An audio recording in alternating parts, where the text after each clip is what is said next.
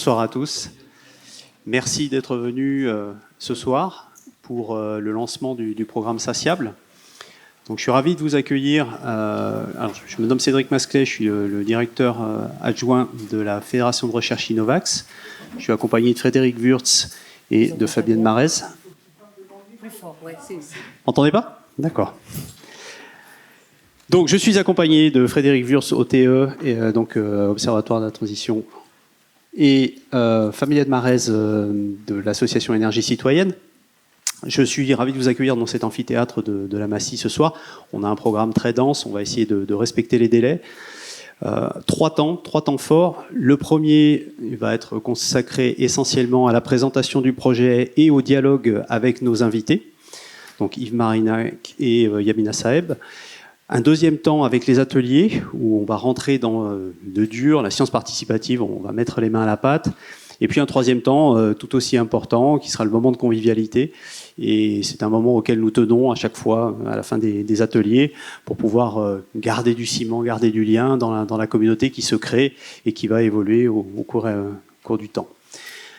Je voudrais remercier aussi les services audiovisuels de la communication de l'UGA qui font une captation de la soirée, et donc vous aurez la possibilité de revivre cette première partie de soirée puisqu'elle sera diffusée sur la chaîne YouTube de la Fédération de recherche Innovax. Sans plus attendre, je vais inviter Sabine Lavorel, donc notre vice-présidente de transformation écologique de l'UGA, pour vous accueillir et pour pouvoir lancer cette soirée. Sabine. J'ai un discours, mais il n'est pas très long, rassurez-vous. Donc bonsoir à toutes et tous. Donc c'est vraiment avec grand plaisir que je vous souhaite la bienvenue à l'Université Grenoble-Alpes pour ce séminaire de lancement du programme SACIABLE. Je tiens d'abord à remercier très chaleureusement les organisatrices et organisateurs de cet événement, et à féliciter tout aussi chaleureusement l'ensemble de l'équipe de recherche et l'ensemble de ses partenaires pour l'obtention de ce financement de l'Agence nationale de la recherche qui vient reconnaître la qualité de ce projet et son caractère novateur. Alors ce projet s'inscrit dans un contexte qui nous concerne toutes et tous, celui du changement climatique et de la transition écologique. Alors nous le savons désormais, réduire nos émissions de gaz à effet de serre et atteindre nos objectifs climatiques suppose non seulement de transformer globalement nos systèmes énergétiques, mais aussi d'interroger nos usages, nos consommations, nos pratiques et au final nos choix individuels et collectifs, nos choix de vie. C'est précisément l'objectif du programme SACIABLE porté par Innovax et l'association Énergie Citoyenne en partenariat avec l'Observatoire de la transition écologique, l'OTE, l'association Grézy 21 et le Centre communal d'action sociale de Grenoble. En invitant directement les citoyennes et les citoyens participant au projet à mesurer leur consommation électrique à domicile, le but est bien, à terme, de déterminer des trajectoires d'évolution des consommations pour aller vers plus de sobriété énergétique. Pour l'Université Grenoble-Alpes, puisque je suis là pour ça, ce projet revêt plusieurs enjeux essentiels. 3, je dirais. Le premier, il illustre combien la recherche, et en particulier, et j'insiste vraiment sur ce point, la recherche en sciences humaines et sociales, est indispensable pour accompagner les politiques publiques de transition énergétique et plus largement de transition écologique. L'UGA est déjà engagée dans cette direction à travers plusieurs projets comme FORCI ou encore, et je l'ai déjà cité, comme l'Observatoire de la transition énergétique. Donc le projet SACIABLE vient enrichir cette dynamique en apportant un regard centré sur les pratiques, les imaginaires et la participation citoyenne. Deuxième enjeu, celui de la méthode, et de la méthode innovante qui est mobilisée dans le cadre du projet. L'ouverture de l'université à la société, l'implication directe des citoyennes et des citoyens dans les travaux scientifiques, la mobilisation de démarches innovantes comme le design fiction, tout cela contribue à faire évoluer nos pratiques de recherche, nos méthodes de recherche, nos manières de faire la recherche. C'est une orientation que l'UGA soutient pleinement car elle renouvelle le dialogue entre science et société et rend la recherche plus accessible, plus vivante et porteuse de perspectives nouvelles. Donc ce soir, vous allez en faire directement l'expérience concrète à travers les ateliers proposés. Et enfin, troisième enjeu, ce projet s'inscrit pleinement dans la stratégie de transformation écologique de l'établissement, puisque nous sommes précisément en train, et encore ce matin, en train d'adopter le plan de transformation écologique de l'UGA, plan ambitieux dont un volet est précisément consacré à la sobriété énergétique. Donc dans le cadre de la mise en œuvre de ce plan, j'espère que les résultats de SACIABL nous seront précieux pour mieux comprendre quels leviers favorisent l'adoption de comportements sobres et comment accompagner ces changements à l'échelle individuelle et collective. Je vous souhaite donc de profiter pleinement des conférences et des ateliers qui vont suivre et, si j'ai bien compris, qui vous inviteront à rien de moins qu'un voyage dans le temps. Donc très belle soirée à toutes et tous. Merci Madame la Vice-Présidente. J'invite maintenant Mathilde, nous allons nous installer sur le côté gauche de la scène.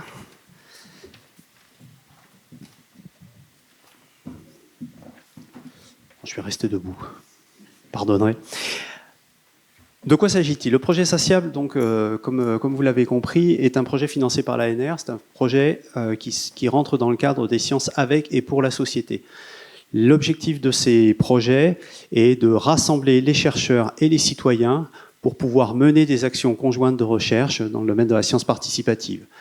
Il vise à une coproduction du savoir et le partage de ce savoir avec, bien entendu, la volonté d'avoir un fort impact sociétal sur le résultat. Ce sont des projets qui sont thématiques et le thème que nous avons retenu pour cette année et auquel nous vous convions, c'est la sobriété énergétique en 2050. Et ceci, nous allons le travailler à travers l'imaginaire, le narratif, mais également d'autres ateliers que nous allons décrire un petit peu plus tard.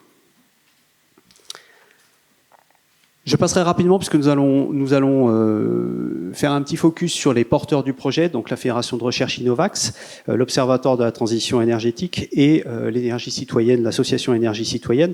Mais je vais passer la parole tout de suite à Frédéric pour nous présenter les partenaires, puisque nous avons de nombreux partenaires sur ce projet. Oui, au premier titre desquels Grésy 21, qui est la société citoyenne bien connue et qui s'est développée dans la vallée du Grésivaudan. Et on a deux autres partenaires qui sont la chaire Sobriété et Résilience, qui est portée par la fondation de l'UGA, et qui vise à accompagner le programme en fournissant notamment des moyens via des mécènes pour accompagner ce programme et fournir des forces de recherche qui vont contribuer à observer et tirer parti de l'intelligence collective qui, on l'espère, va émerger de ce programme. On tenait aussi à parler du projet Réparti, qui est un projet soutenu par l'UGA. Et là, ce sont nos jeunes chercheurs qui se sont emparés de la question de la sobriété énergétique avec un déploiement d'un certain nombre de méthodes et d'approches. Et là encore, feront partie de ce dispositif que l'on met en place pour ce beau programme. Je te repasse la parole, Cédric. Oui, bien entendu. Nous avons aussi d'autres partenaires, donc la ville de Grenoble, le CCAS, qui se joindra à nous au cours du projet, et puis vous, puisque vous allez être les moteurs de ces récits, de la construction, de sa co-construction de ces récits, et de l'encapacitation qu'on espère aussi mener à terme dans le cadre de ce projet. Donc très rapidement, un petit focus sur la Fédération de recherche Innovax. Comme son nom tente de l'indiquer, Innovax porte sur l'innovation. Avec une particularité, l'innovation, nous voulons toujours l'aborder en trouvant un équilibre entre l'innovation technique, technologique et l'innovation sociétale.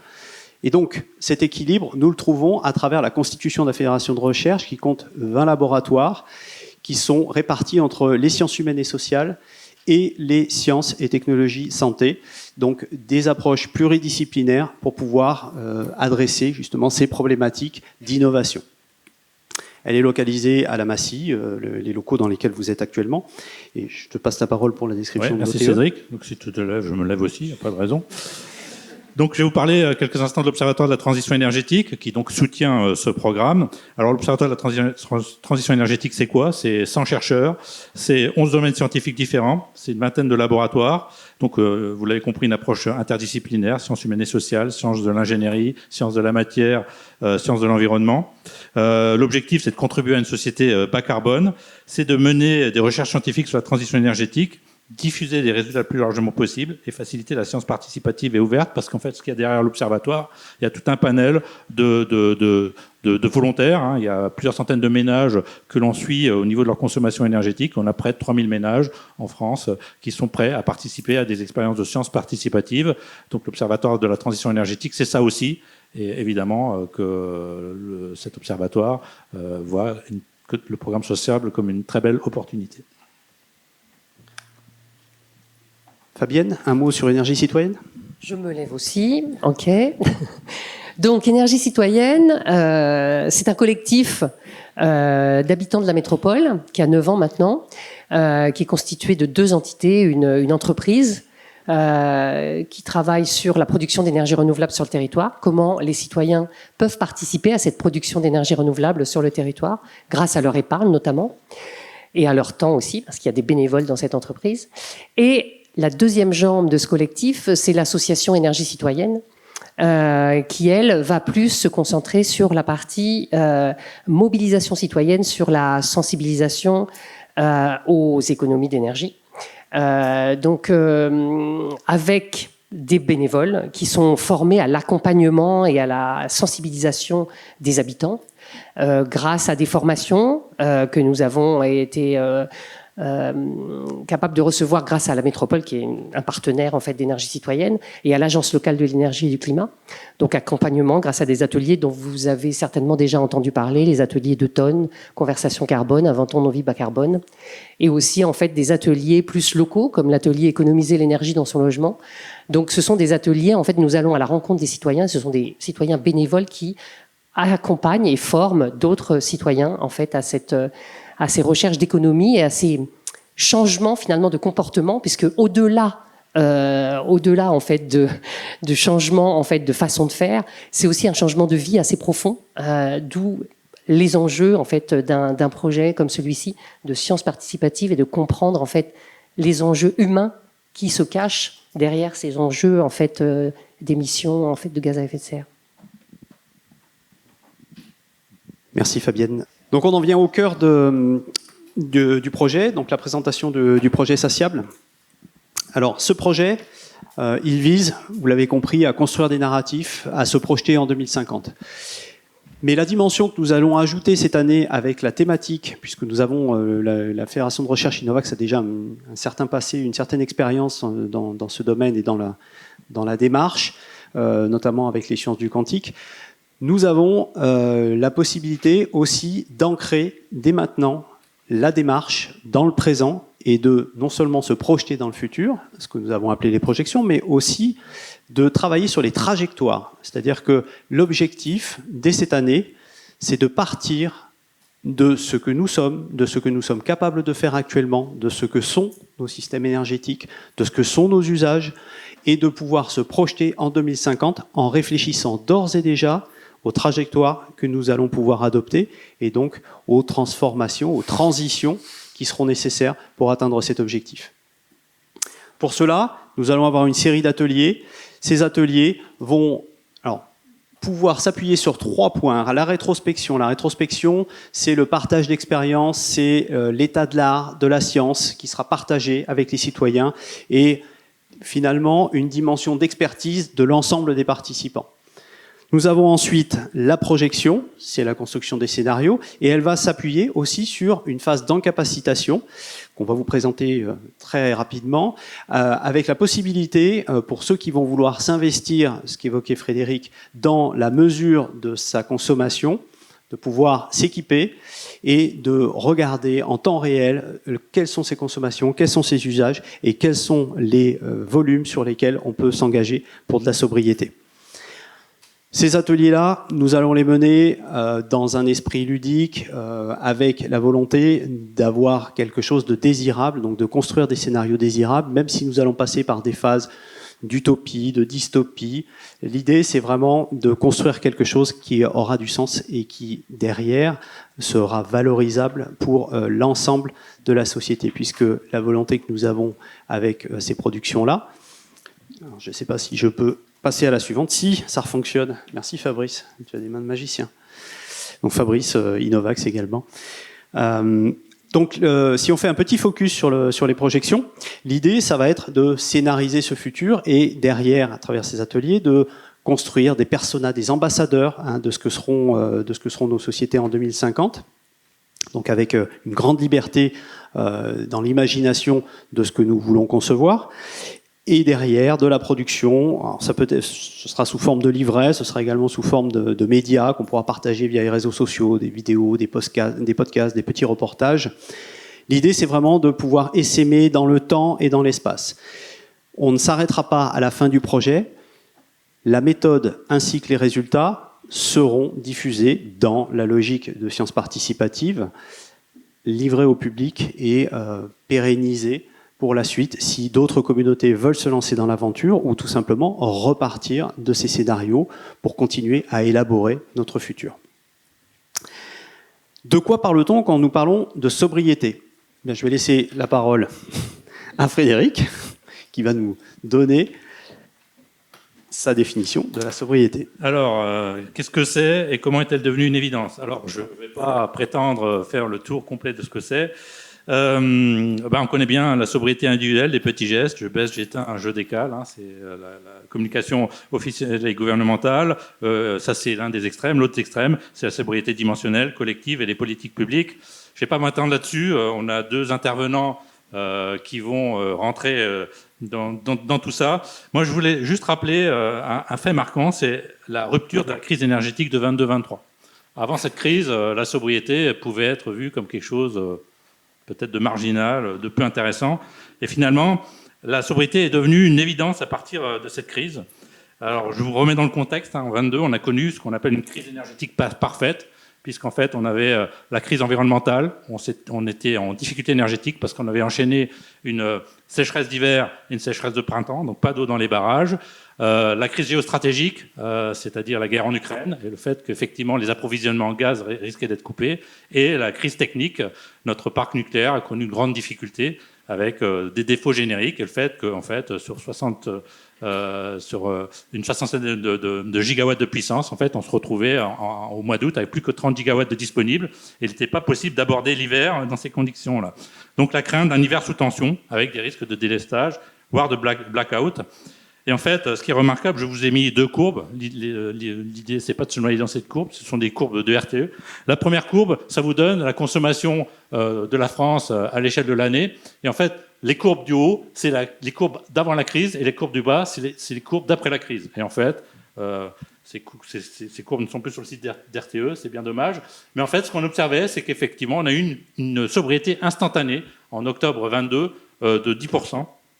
Et qui a été durable, puisqu'en fait, cette sobriété a continué. Donc on a eu une espèce d'alignement entre le discours tenu par Emmanuel Macron, la fin de l'abondance, et ce qui a été observé. Je vous ai mis une deuxième courbe. Donc pareil, on passe noyer. Ça, c'est la courbe de consommation à l'échelle de la France au cours d'une journée d'hiver. Donc vous voyez des bosses, notamment vous avez la bosse de consommation du soir. Et ce qui est très intéressant, c'est de regarder les couleurs. En fait, le rouge, c'est ce que consomme l'industrie, donc c'est 14 gigawatts, ça reste constant. Le vert, c'est ce que consomme le tertiaire. Et le bleu, c'est ce que consomme le résidentiel. Et en fait, pendant cet hiver, tous les acteurs ont réduit leur consommation de 10%. Et donc 10%, ça veut dire que les acteurs qui ont le plus contribué, ce sont le résidentiel et le tertiaire. Donc tout ça, c'est pour dire que là, c'est passé quelque chose, une expérience d'intelligence collective, et c'est la dimension rétrospection. On aimerait bien se replonger dans ce cadre-là pour comprendre ce qui s'est passé. Et à titre personnel, je trouve qu'on n'a pas assez dit que les petits ruisseaux du bleu, c'est ce qui a apporté la résilience de l'hiver 22-23, parce que qu'est-ce qui s'est passé pendant l'hiver 22-23 ? Malgré les craintes qu'on a eues, eh bien, en fait, on a pu passer l'hiver sans problème majeur, et la sobriété a été un élément de résilience. C'est-à-dire le fait qu'on ait réduit les consommations de 10% fait qu'on n'a pas connu les problèmes qu'on a craints. Donc ça, c'est une dimension intéressante que l'on va travailler au cours du projet. Et donc, dans la dimension en capacitation, ce qu'on vous propose avec l'accompagnement de l'Observatoire de la transition énergétique, c'est que vous fassiez partie d'un sous-panel. Vous pouvez vous inscrire en suivant le petit QR code qui est là. Et l'idée, c'est que l'Observatoire de la transition énergétique peut vous équiper gratuitement, c'est financé par nos programmes de recherche et par notre mécénat, peut vous équiper de ce dispositif qui vous permet en temps réel de suivre, d'analyser votre consommation. On va essayer d'animer une communauté autour de ça pour justement essayer de comprendre cette consommation et aider à identifier les leviers et les réservoirs de sobriété qui pourraient exister, qui pourraient alimenter les scénarios à l'échelle de 2050. Toujours dans le domaine de la rétrospection, Mathilde, tu peux nous parler un petit peu du projet réparti? Oui. Oui, bonjour et merci de nous permettre de présenter ce projet. Donc ça, c'est un autre projet de recherche participative sur la sobriété dans lequel on est plusieurs chercheurs et chercheuses grenoblois impliqués. Il y a notamment Jonathan qui est dans la salle, Sacha Audan et Jessica Zafiropoulos. Et nous, l'objectif de ce projet, c'est d'essayer d'accompagner, d'un point de vue scientifique, des territoires qui chercheraient à mettre en place des opérations de sobriété avec une dimension vraiment collective dans la sobriété. On la voit comme aller au-delà du petit geste et justement venir considérer la manière dont notre société fonctionne et peut-être avoir un collectif qui va se positionner ensemble pour définir un contrat et négocier la répartition de la ressource et la manière dont on va diminuer sa consommation. La deuxième chose qui est un peu particulière dans ce projet, c'est qu'on cherche vraiment à partir du territoire et du coup à se positionner dans des préoccupations existantes et nous venir questionner comment on peut amener la question de la sobriété là-dedans et quel accompagnement scientifique on peut faire de ça avec les connaissances qu'on développe ici et en lien avec les connaissances qui sont déjà présentes sur les territoires. Et c'est aussi un projet de recherche participative dans lequel l'élaboration, la création de ces nouvelles connaissances qui vont permettre la transformation, elle se fait ensemble entre des chercheurs de disciplines différentes et puis des personnes sur les territoires. C'était un projet exploratoire jusque-là, pendant 2 ans avec de la réflexion scientifique, des premiers ateliers tests et un début d'enquête sur Saint-Martin-d'Air avec lesquels on aimerait continuer à travailler. Et on espère que ça va continuer par la suite avec un projet un peu plus gros. Merci Mathilde. Donc si nous résumons, finalement, nous avons de bonnes raisons de penser que ce projet sera une réussite. Il y a d'abord votre présence, nombreuse ce soir, et ça, pour nous, c'est déjà une réussite. Il y a aussi la présence de tout un écosystème de recherche grenoblois autour de l'énergie qui ne peut être qu'un facteur de réussite pour cette entreprise. Il y a également l'engagement des citoyens, et je pense que nous avons des représentants d'énergie citoyenne et de Grésil 21 ce soir dans la salle. Donc, ce sont vraiment des conditions parfaites pour réussir.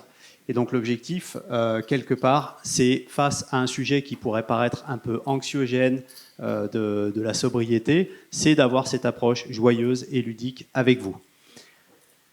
Quel serait pour vous votre satiété? Quels seraient les objectifs atteints? À partir de quand vous considéreriez que ce projet-là comble vos attentes, puisqu'on est dans le participatif? Donc, quel est votre avis? Et là, je vous pose la question. N'hésitez pas à nous répondre. Hein, des micros vont circuler dans la salle.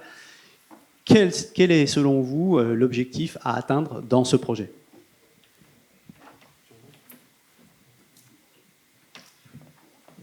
N'hésitez pas. Est-ce qu'il y a des questions sur cette présentation, des réactions?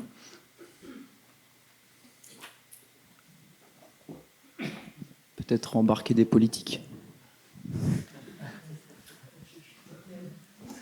J'avais une question. Est-ce que Grenoble Métropole, dans son plan climat, air, énergie de la métropole, vous a embarqué et a défini une action faisant référence à ce projet?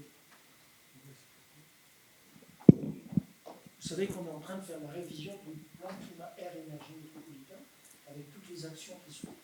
On est en train de faire, enfin, la Grenoble Métropole, avec ses partenaires, est en train de faire la révision du plan climat, air, énergie métropolitain et identifier un certain nombre d'actions. Il y en a 312. Et là, soutenir ce projet me paraît être une action qui devrait être identifiée. Voilà. Je voulais savoir si vous avez des rapports avec Grenoble Métropole pour l'inclure dans le plan climat, air, énergie de la métropole.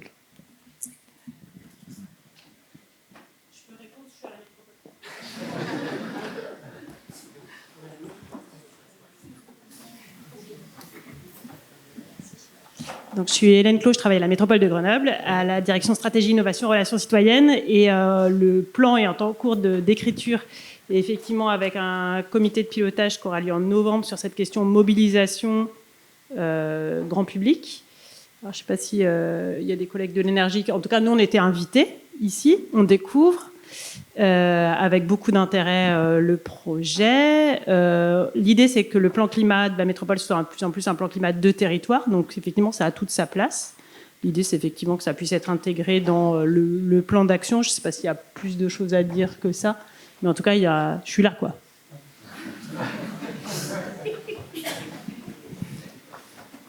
Il y a eu beaucoup de prises de contact avec la territorialité, le localisme, parce que nous le verrons, et Yves, je pense, nous en parlera. Les solutions sont à trouver, à adapter, à co-construire avec les réalités de terrain. Donc, bien entendu, tous les partenaires qui peuvent intervenir, et c'est pour ça qu'on a diffusé largement l'invitation, c'est pas forcément en termes d'institutions qu'on peut intervenir, mais c'est aussi en termes de citoyens. Mais bien entendu, la notion de politique derrière, elle n'est jamais loin de l'esprit du citoyen. Donc, d'être capable de participer à ces ateliers-là pour pouvoir ensuite nourrir des réflexions à une échelle plus organisationnelle, ça fait partie aussi de ces sciences participatives. D'autres questions, d'autres remarques ?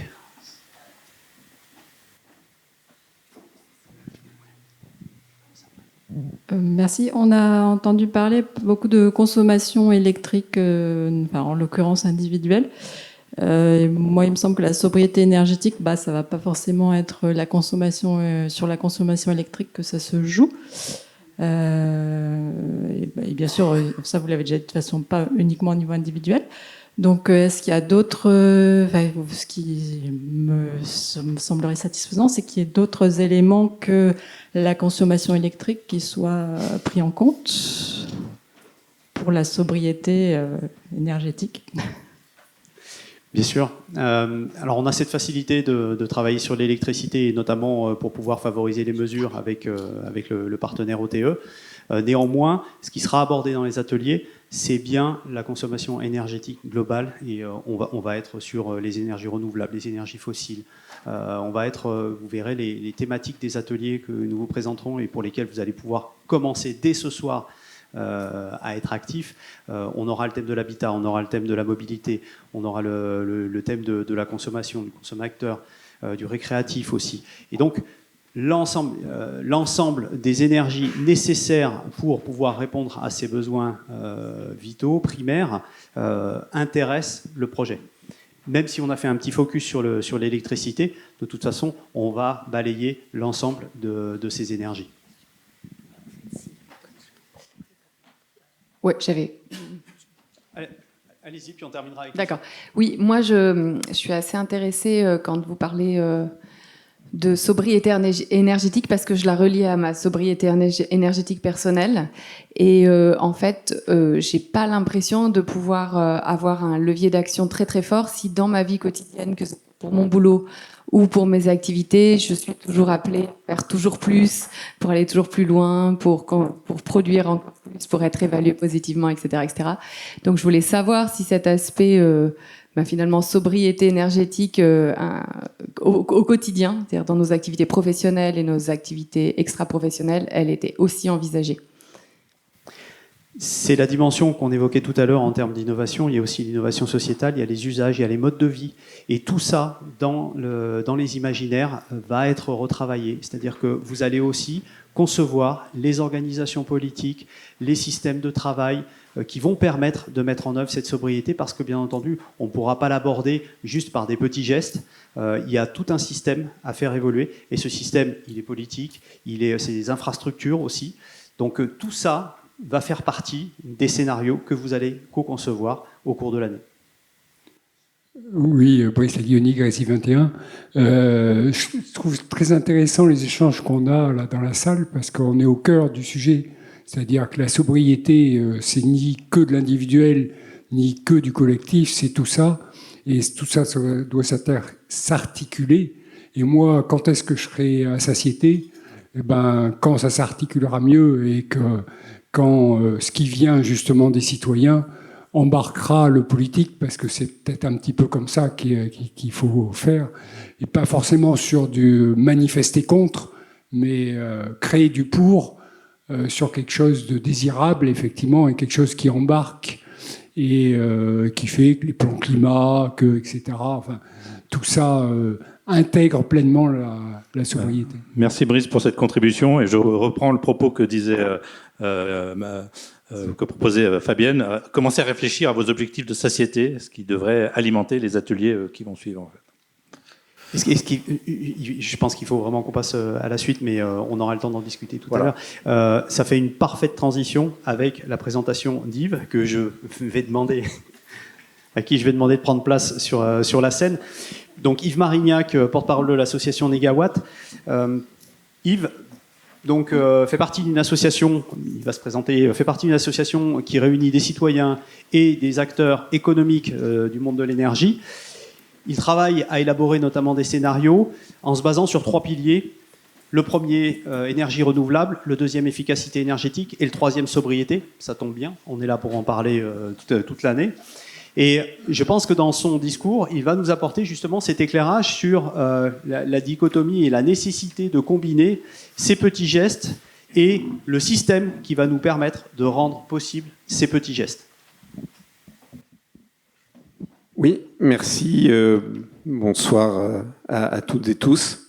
Alors, il va falloir que je surveille l'heure et j'ai pas de timer, mais je suis ravi, vraiment, d'être là avec vous. Je sais pas du coup où je trouve ma présentation, mais hop. Je compte sur Fabrice. Mais je vais commencer par dire que je suis vraiment ravi d'être avec vous. J'y reviendrai dans ma conclusion, mais parce que Négawatt, effectivement, travaille depuis plus de 20 ans maintenant sur ces questions, et on est une association d'experts engagés dans la société et dans le débat public, et engagés pleinement sur le sujet de la sobriété. Mais pour autant, les experts, ils sont pas légitimes à soulever un certain nombre de questions et surtout apporter des réponses qui reviennent démocratiquement aux citoyens. Et voilà, pour moi, l'échange qu'on peut avoir à partir de ce projet est vraiment extrêmement important. Un mot juste sur Négawatt, un peu plus avant d'entrer dans le vif du sujet. Donc, association créée il y a pratiquement 25 ans, qui rassemble des experts et praticiens de l'énergie, avec aujourd'hui pratiquement 20 salariés. Le premier a été embauché en 2012, donc on a quand même bien grossi, et un noyau d'une 50aine de bénévoles très actifs justement dans nos activités. Production de scénarios énergétiques soutenables à long terme pour la France et pour l'Europe, portage sur cette base de propositions de politiques et mesures. Et puis c'est vraiment quelque chose de très important pour nous de rester ancré dans le terrain et dans la mise en œuvre, à travers notre réseau et à travers un institut, Négawatt, qui travaille auprès de collectivités, d'autres acteurs sur la mise en œuvre de la transition.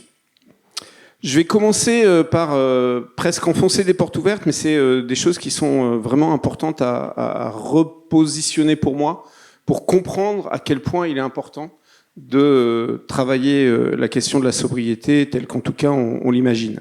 Et je vais insister sur le fait que c'est nécessaire parce qu'on est face à un vrai problème de système. Ce système, c'est le système énergétique, et j'ai mis sur cette illustration les choses auxquelles on pense en général quand on pense système énergétique, les ressources que l'on prélève dans l'environnement pour se fournir en énergie, et les services à droite que nous rend l'énergie à travers un certain nombre de ce qu'on appelle les vecteurs énergétiques, l'électricité qui a déjà été mentionnée, les carburants, etc. Mais ce sur quoi je veux insister, c'est à quel point, en fait, entre les ressources et les services, il y a un système extrêmement complexe, fait de choix techniques, économiques, industriels, géopolitiques, et qui met en relation à tout moment dans la société ces ressources et ces services. Et donc l'énergie forme un système, et ce système est structurant et fait société. C'est évidemment extrêmement important quand on en vient, avec le changement climatique notamment, à vouloir supprimer une partie des ressources énergétiques sur lesquelles on s'appuie. Parce que vous voyez bien que si on supprime une partie des ressources, il va falloir s'interroger sur ce qu'on fait du côté des services. Et puis, il va d'une manière ou d'une autre falloir rééquilibrer le système et donc changer les transformations et en fait construire un système différent qui va structurer la société différemment. Ça a l'air simple posé comme ça, mais c'est vraiment fondamental de garder ça en tête. Puis la deuxième chose, évidemment, du point de vue système à garder en tête, c'est que ce système énergétique qui structure la société est aujourd'hui parfaitement insoutenable dans énormément de dimensions. Le changement climatique, bien sûr, il contribue à la perte dramatique de biodiversité, il est source de risques technologiques, d'épuisement de ressources, de problèmes de pollution de l'air et de l'environnement, et d'enjeux d'accès à l'énergie, à la fois dans nos pays avec la précarité et plus largement autour de tensions et de crises géopolitiques. Voilà, je pense que j'ai pas besoin de faire plus le dessin que ça, mais voilà, ça c'est les données fondamentales du problème. À partir de là, effectivement, Negawatt, depuis plus de 20 ans maintenant, a développé cette approche systémique et systématique. Et je vais l'illustrer avec ce qu'on appelle une chaîne énergétique, c'est-à-dire l'ensemble des étapes qui va mettre en relation une ressource, ici le pétrole, mais ça pourrait être une autre, avec un usage qui sera l'éclairage pour les besoins de l'illustration. Donc on commence avec cette ressource pétrole, il faut commencer évidemment par la raffiner pour pouvoir ensuite l'utiliser, et puis on va, si on veut s'éclairer, passer par l'électricité, donc passer par une centrale thermique avec énormément de pertes à cette étape. On va ensuite livrer l'électricité au consommateur final avec encore quelques pertes sur le réseau. Et traditionnellement, les politiques énergétiques, jusqu'à il n'y a pas si longtemps, s'arrêtaient là. Parce que c'est ce qu'on voyait dans la comptabilité nationale et sur ce sur quoi on pouvait agir. Évidemment, l'enjeu continue au-delà de la livraison au consommateur et sur ce qu'il en fait, avec d'abord la conversion de ce vecteur énergétique, l'électricité, en une forme d'énergie réellement utile. Vous et moi ne consommons pas vraiment d'électricité, en fait. On la transforme en quelque chose qu'on consomme, en l'occurrence de la lumière, et c'est évidemment à dessein que j'ai choisi cette illustration parce que ça montre l'enjeu de bons convertisseurs. Hein. Vous ne le savez peut-être pas, mais la bonne vieille ampoule à incandescence transforme en fait 95% de l'électricité en chaleur à peu près. Et donc il y a évidemment des potentiels importants, mais c'est pas tout. En fait, si on continue, il y a encore une question de comment on conçoit et dimensionne notre éclairage. Illustration ici avec les lampadaires boules. Esthétiquement, dans notre environnement urbain, rien à dire. Énergétiquement, assez débile, puisque ça envoie l'essentiel de la lumière produite vers le ciel pour éclairer le trottoir. Mine de rien, il y a des coefficients de perte énormes à cet endroit-là qui comptent autant quand vous faites la multiplication que les pertes de l'ampoule à incandescence ou les pertes de la centrale thermique. Et puis, dernière étape, avec encore des pertes potentielles, les conditions d'utilisation. Ici, vous avez un réverbère urbain bien équipé d'un réflecteur pour éclairer le trottoir, bien équipé d'une ampoule basse consommation, mais qui est juste en train de bouffer de l'électricité pour rien, puisque la lumière qu'il produit n'apporte aucun service par rapport à la lumière naturelle. Et donc, c'est ça qui m'amène et qui nous amène à Negawatt à cette question du service énergétique, le service rendu par la consommation d'énergie et à tout le travail qu'on peut faire individuellement et collectivement sur les usages pour les rapprocher des besoins. Et c'est ça que depuis le début, avec une vision donc très positive, pas du tout de restrictions ou de contraintes, mais plutôt d'intelligence individuelle et collective, on a appelé la sobriété, et c'est le premier étage effectivement d'une démarche qui ensuite remonte l'ensemble du système pour le transformer en profondeur, avec l'efficacité qui vient interroger la performance technique des transformations et réduire les pertes, et la substitution de ressources primaires qui en fait ne devient réellement possible à grande échelle et massifiable que si on a maîtrisé les volumes par la sobriété et l'efficacité. Et donc c'est ce fameux triptyque que vous avez probablement déjà croisé, hein, sobriété, efficacité, renouvelable, intelligence sur les usages, intelligence sur les performances techniques et intelligence sur les ressources. Cette démarche, en fait, elle nous amène à mettre le concept de sobriété au cœur de la réflexion et en fait à penser les activités humaines et les activités économiques en termes de fourniture de services. Et j'entends par là les services matériels reposant sur des ressources matérielles. Ça, mine de rien, c'est assez profond parce que ça incite à penser l'économie autrement que comme on la pense aujourd'hui en termes de secteur productif classique, mais à la penser à partir des services qu'elle nous rend. Et ces services, en gros, il y en a 4. Hein. C'est un environnement bâti sûr et confortable, de la mobilité entre les espaces bâtis, mobilité des personnes et des biens, la consommation justement de biens de consommation et une alimentation saine. Et quand on le pose comme ça, on peut assez vite identifier des leviers pour agir sur le niveau de ressources consommées et le niveau de service. Je vais les balayer juste pour illustrer tout ce qu'on peut mettre concrètement derrière la sobriété, en tout cas ce qu'on met, nous, dans le scénario Négawatt. Il y a d'abord, et c'est ce qui a joué notamment dans la sobriété activée lors de la crise énergétique que Frédéric a qualifié avec raison de parfaite sous cet angle, maîtriser les températures de chauffage, les baisser, les ventilations qui restent souvent allumées le week-end dans des bâtiments de bureaux, etc. Donc ça, c'est vraiment de la sobriété de base. Mais dans le bâtiment, on va pouvoir travailler aussi sur l'intensité d'usage. Servir plus d'usagers sur des durées plus longues dans les mêmes mètres carrés. On va pouvoir travailler sur la réhabilitation des bâtiments existants plutôt que la construction de neufs pour éviter l'artificialisation des sols. On va travailler sur les surfaces du neuf en privilégiant par exemple le petit collectif à taille humaine à l'étalement périurbain pavillonnaire. Et puis on va pouvoir mettre en place du télétravail, des espaces de coworking et des solutions de mutualisation d'espace, des solutions d'habitat partagé, etc. Idem sur la mobilité, on va pouvoir commencer par simplement baisser la vitesse, soit par une baisse des limites, soit par un meilleur comportement des automobilistes. Et puis, on va s'interroger sur la taille des véhicules, adapter la taille des véhicules aux usages, ce qui est d'ailleurs pour nous, le passage à l'électrique est une bonne opportunité de faire cette transformation du parc. Malheureusement, c'est pas la direction qu'on prend. On va travailler là encore sur l'intensité d'usage, donc le covoiturage, le meilleur remplissage des camions, la réduction des tonnages transportés, et puis le report modal pour la mobilité vers le transport collectif ou vers les mobilités douces, pour le fret vers le rail ou le fluvial. Et enfin, on va travailler sur l'aménagement du territoire pour réduire, dans le temps long, les distances à parcourir pour accéder aux mêmes services, en gros faire l'inverse de ce qu'on a fait depuis une bonne quarantaine d'années.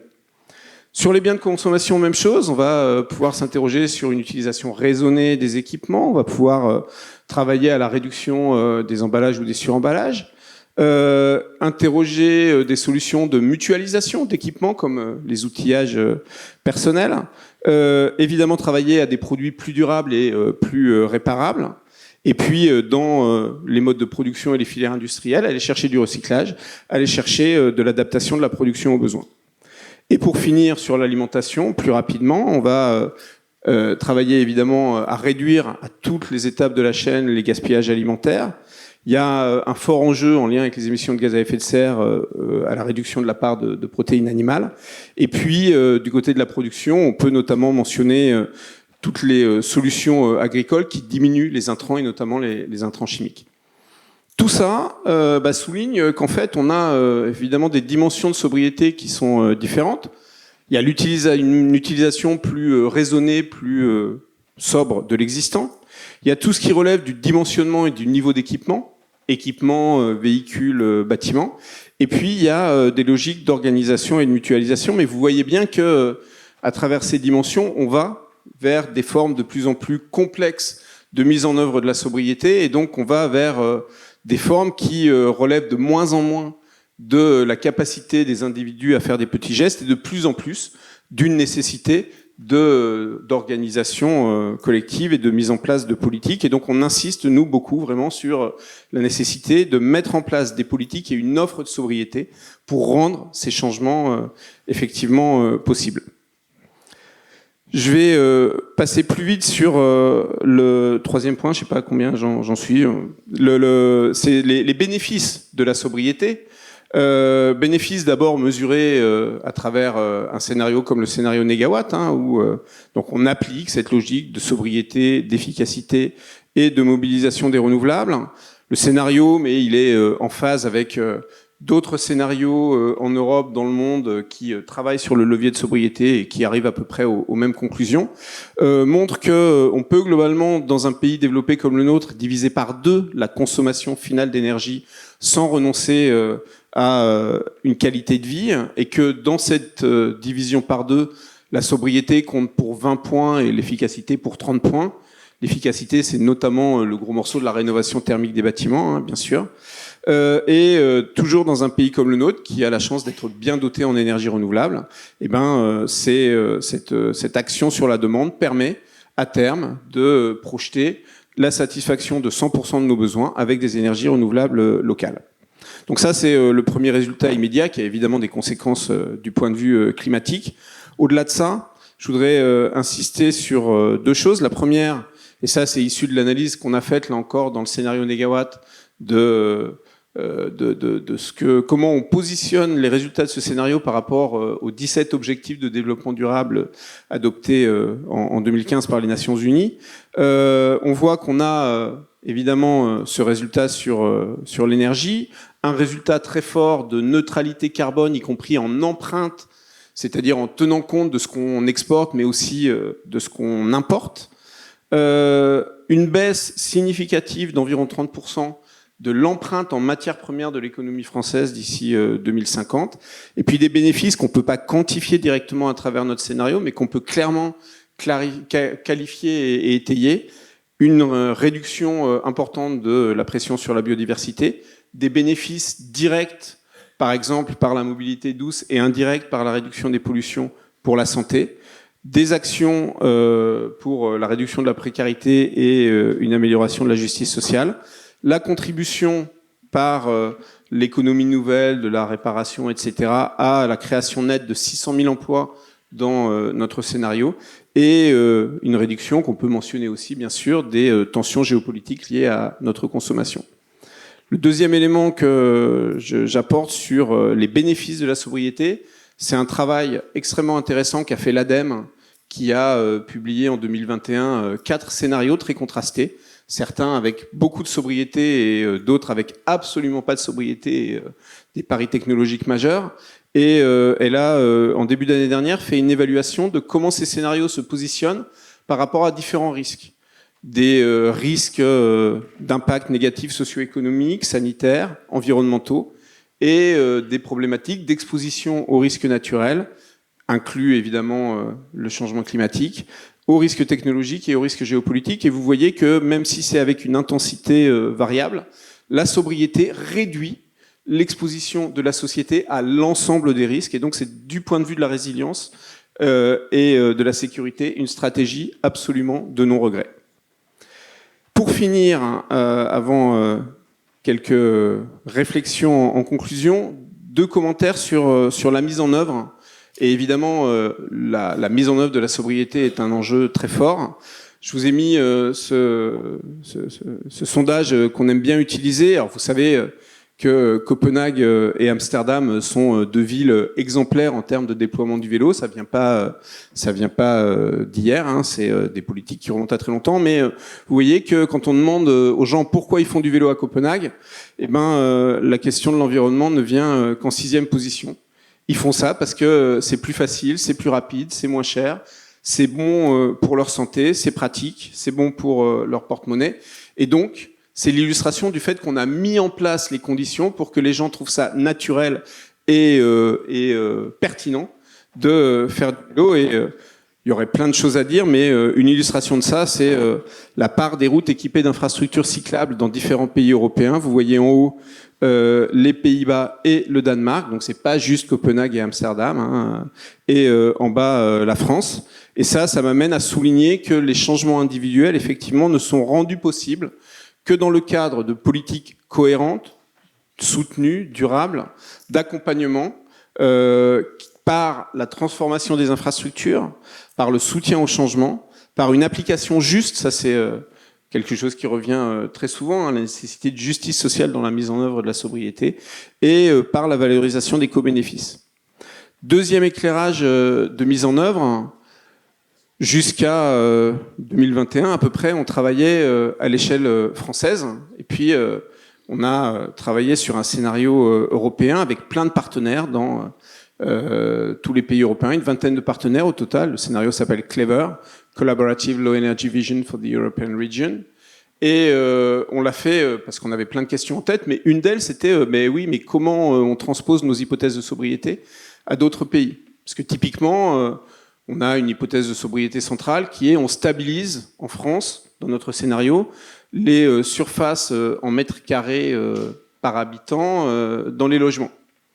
Quand vous allez voir la Roumanie ou la Bulgarie, vous le voyez sur ce graphique, et que on est 30% sous le niveau de la France, c'est un peu difficile de leur dire nous on stabilise, vous stabilisez, tout est bien comme ça. Et donc pour des indicateurs simples comme les mètres carrés de logement par personne ou les kilomètres parcourus par an, on a travaillé avec nos partenaires dans une logique qu'on a appelée de corridor, c'est-à-dire entre un seuil maximum à ne pas dépasser, mais un seuil minimum à viser pour assurer un confort moyen de la population.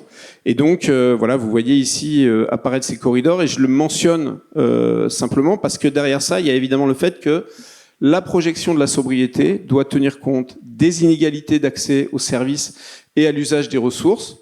Dans cet exemple, entre populations de différents pays, et vous imaginez bien, et je pense que Yamina en parlera beaucoup mieux que moi ensuite, ce que ça donne quand on le projette dans le concert mondial des nations et dans la problématique nord-sud, mais aussi, même si c'est plus difficile à travailler dans les scénarios, les inégalités d'accès aux services entre catégories de population à l'intérieur de la population de chaque pays. Voilà, une fois que j'ai dit tout ça, effectivement, ce qui nous semble central dans cette approche du concept de sobriété, c'est l'accès réparti aux services et à l'usage des ressources. Et vous l'avez vu, je pense que Negawatt a fait sa part pour apporter un éclairage d'expertise sur ce que ça peut vouloir dire, comment ça peut être mis en œuvre concrètement, etc. Mais je vous le disais tout à l'heure, la légitimité de l'expert s'arrête à un moment, même si il peut avoir un avis compétent et apporter un éclairage au débat, parce qu'on arrive à des questions qui ne peuvent être débattues que par les citoyens. La première, c'est que quand on dit accès réparti aux services et à l'usage des ressources, il y a évidemment derrière la question de rester collectivement en dessous de limites environnementales. Et je dis volontairement environnementales parce que c'est les limites planétaires, mais ça peut aussi bien sûr être en termes de pollution de l'air ou d'artificialisation des sols, des limites tout à fait locales. Et en même temps, la pression par en dessous à assurer des conditions de vie décentes pour tous. Une fois qu'on a dit ça, ça pose la question de c'est quoi les seuils? C'est quoi le plafond et le plancher qu'on définit collectivement? Et vraiment là, les experts peuvent apporter un éclairage, notamment sur les limites planétaires, mais c'est pas à eux de dire quels sont les seuils qu'on se fixe, et encore moins quel est le niveau d'inégalité acceptable entre ce plafond et ce plancher. C'est des vraies questions de modèle social. Donc la sobriété, de notre point de vue, à travers son caractère redistributif, vient interroger ça. Elle vient interroger aussi, dans le domaine économique, comment on regarde la création de valeur et de ressources. Aujourd'hui, clairement, les modèles d'affaires les plus performants au sens de la rentabilité telle qu'elle est mesurée, c'est ceux qui savent le mieux accaparer des ressources et les détruire, sans supporter le prix de ce qu'on appelle en économie ces externalités. Et donc, la question, c'est comment on passe à un modèle de création de valeur où on valorise davantage les activités économiques qui partagent et préservent les ressources. Mais évidemment, derrière, il y a des questions majeures de c'est quoi notre modèle économique, jusqu'où il faut aller dans sa remise en cause. Et c'est aussi très différent, évidemment, selon qu'on pense multinationale ou économie concrète, locale, ancrée dans les territoires. Donc voilà, des questions évidemment majeures. Et puis pour finir, et là ça vous amène, je pense, aux questions que vous allez pouvoir aborder plus concrètement. Si on parle projection et mise en œuvre de la sobriété, il y a 3 aspects qui me semblent essentiels, et encore une fois sur lesquels les experts ne peuvent que apporter un éclairage. Il y a la question des imaginaires et des modes de vie et comment on construit des imaginaires désirables autour de cette transformation. Il y a la question de la déclinaison territoriale. Toutes les solutions que j'ai évoquées autour de la mobilité, autour de la transformation des bâtiments, etc., se posent évidemment très différemment selon le type de territoire,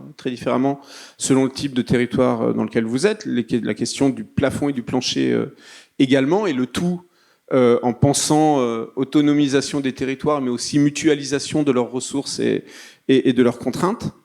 Et puis le dernier aspect, c'est la gouvernance et la planification. Tout ça n'arrivera pas tout seul. C'est très juste, comme ça a été posé au début, de dire qu'il faut à la fois se donner un horizon de long terme désirable à 2050 et penser les trajectoires, et ça veut dire planification, mais ça veut dire aussi mode de gouvernance. Et pour moi, je vais finir vraiment sur ça, c'est la sobriété à travers l'interrogation qu'elle apporte sur toutes ces dimensions, est un principe éminemment démocratique et de nature, en fait, à revitaliser la démocratie dans nos sociétés qui en ont malheureusement bien besoin. Voilà, merci.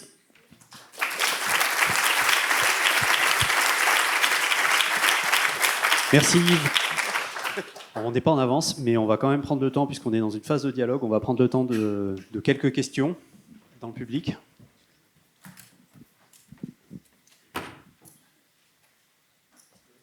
Tu as convaincu tout le monde. Merci, bonjour et merci pour la présentation. C'était très axé sur l'axe de la sobriété, ce que je trouve plutôt salutaire. Par contre, je trouve qu'il y a quelques points d'ombre qui n'ont pas forcément été abordés, notamment sur les différences géographiques. Si on parle de production d'électricité et d'énergie de manière générale et de répartition par rapport au territoire, c'est pas du tout les mêmes choses de le faire en Auvergne-Rhône-Alpes que de le faire en Île-de-France. Donc du coup, là, je pense qu'on risque d'avoir des petits problèmes, en tout cas des questions à se poser. Ensuite, remarque un peu plus globale, de manière générale, sur la conférence, j'ai l'impression que là, c'est presque comme si on partait d'une feuille blanche. Je trouve ça un petit peu bizarre qu'on se base pas déjà sur énormément d'études qui ont été faites au fur et à mesure des années sur ces thèmes-là. Et enfin, mais ça c'est plus une question à niveau de négawatts directement, j'avais regardé les différents scénarios qui étaient proposés suite 2017 et suite 2022 notamment, et il y a un truc que je ne comprends pas au niveau des scénarios, c'est comment se fait-il qu'il y ait une utilisation croissante du gaz et notamment du biométhane à un moment où on veut réduire les émissions de gaz à effet de serre. Merci. Je vais commencer par la dernière parce que c'est du coup une idée fausse. Il n'y a pas d'augmentation du recours au gaz dans nos scénarios. Il y a une diminution globale à long terme et une substitution progressive du gaz fossile qu'il faut évidemment éliminer le plus vite possible par du gaz d'origine renouvelable qui est à la fois issu du biométhane, donc issu de processus de dégradation de produits de sous-produits ou de coproduits de l'agriculture et de l'élevage, et qui peut être produit par ce qu'on appelle la méthanation, c'est-à-dire la conversion d'électricité en hydrogène par de l'électrolyse, puis la recombinaison de cet hydrogène avec du carbone. Mais les potentiels de gaz d'origine renouvelable sont inférieurs à nos consommations actuelles de gaz fossile, donc il n'y a pas d'augmentation du recours au gaz dans nos scénarios. Et encore une fois, nos scénarios sont non seulement des scénarios de neutralité carbone, comme je l'ai dit, mais où le cumul des émissions en budget, en tout cas dans le scénario 2021, restait compatible avec l'engagement de la France dans l'accord de Paris.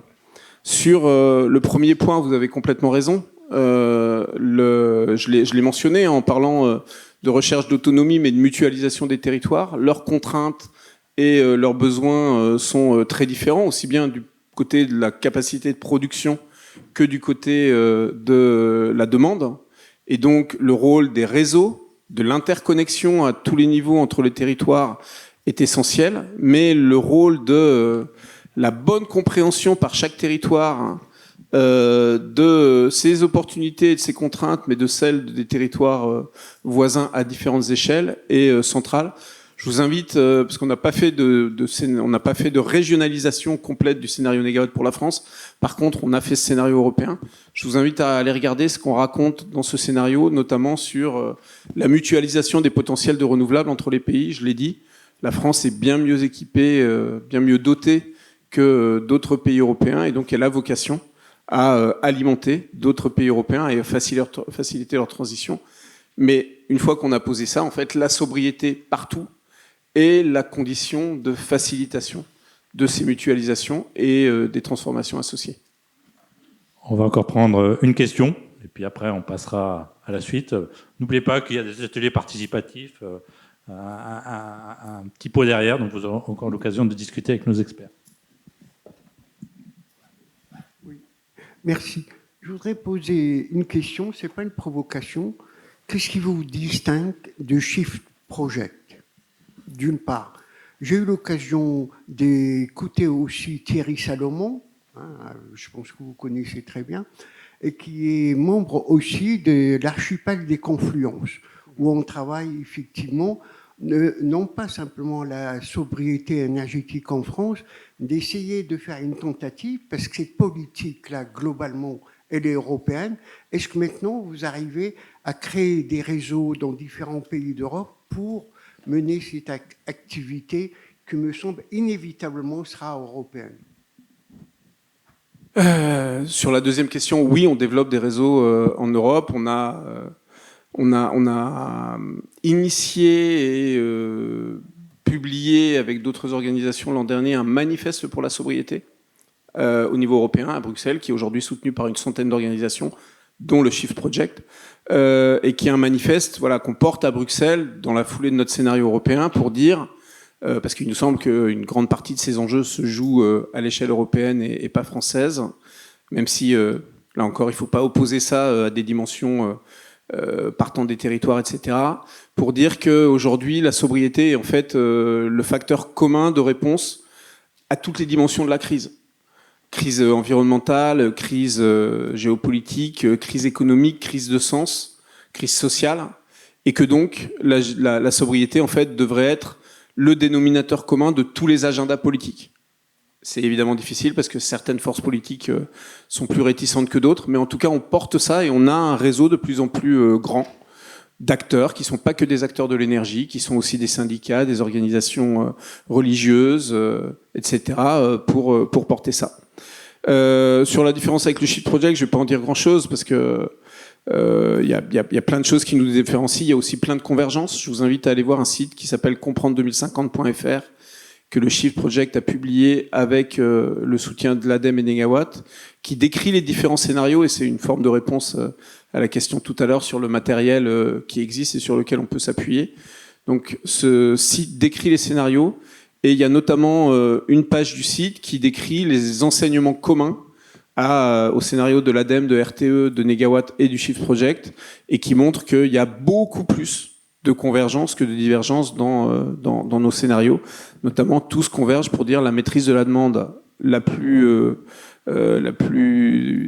proactive possible et le développement des renouvelables les plus proactifs possibles sont incontournables et sans regret par rapport aux objectifs de soutenabilité.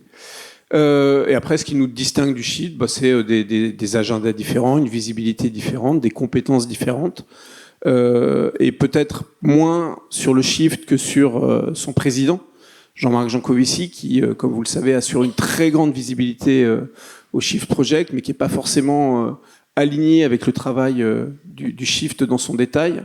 Là, on identifie une différence fondamentale qui rejoint ce que je disais, c'est entre une vision très technocratique du sujet, en fait, du côté de Jean-Marc Jancovici, qui assume, par exemple, de dire on n'a pas le temps d'attendre que les gens comprennent. Donc on va mettre en place des solutions depuis Paris, etc. Et notre approche qui, au contraire, part de l'appropriation des enjeux et des solutions par les acteurs de terrain, y compris les citoyens comme dans ce projet. Voilà. Merci Yves. Donc je reprends la parole pour vous présenter Yamina Saeb. Donc vous voyez sa biographie. Elle travaille au centre de la Commission européenne JRC et l'Agence internationale de l'énergie. Elle est actuellement professeure à Sciences Po. Alors, il est remarquable qu'on ait réussi à obtenir aujourd'hui la présence de Negawatt, qui a été un acteur majeur à l'échelle nationale dans la promotion et l'introduction dans le débat public de la sobriété. Avec Yamina Saeb, vous avez une éminente représentante du GIEC qui a réussi à pousser cette problématique et cet enjeu de la sobriété à l'échelle internationale, puisqu'en fait, elle a été rédactrice du chapitre 3 du 6e rapport d'évaluation du GIEC en avril 2022. Et elle s'est appuyée notamment sur les travaux entre 2001 et 2003 de l'association Negawatt. Et, comme elle l'a rappelé, la France a été le premier pays au monde à avoir introduit en 2015 cette notion de sobriété dans une loi sur la transition énergétique. Encore une fois, certainement grâce au travail de fond qu'a mené Negawatt depuis des années. Donc, Yamina, c'est avec grand plaisir que je vous passe la parole. Bonsoir, merci. Attendez juste, je lance ma présentation. Donc aujourd'hui, je suis là en tant que présidente du Laboratoire mondial des sobriétés et peut-être que ça va répondre un petit peu à certaines de vos questions. Pourquoi un Laboratoire mondial des sobriétés ? Parce que quand j'avais bossé dessus pour le GIEC, je m'étais rendu compte que il y a beaucoup de choses qu'on ne sait pas sur la sobriété. Il y a une incompréhension incroyable du côté des scientifiques, mais aussi du côté des décideurs politiques sur la sobriété, ce qu'elle peut nous apporter. Et les seules choses qu'on avait trouvées à l'époque, c'était par exemple des scénarios comme ceux de Negawatt. À l'époque, c'était tout ce qu'il y avait. Il n'y avait pas d'autres scénarios. Puis sont venus. La France est une exception dans les pays de l'OCDE et dans le monde.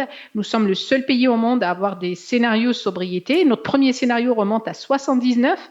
Il fut développé par des collègues au Trésor.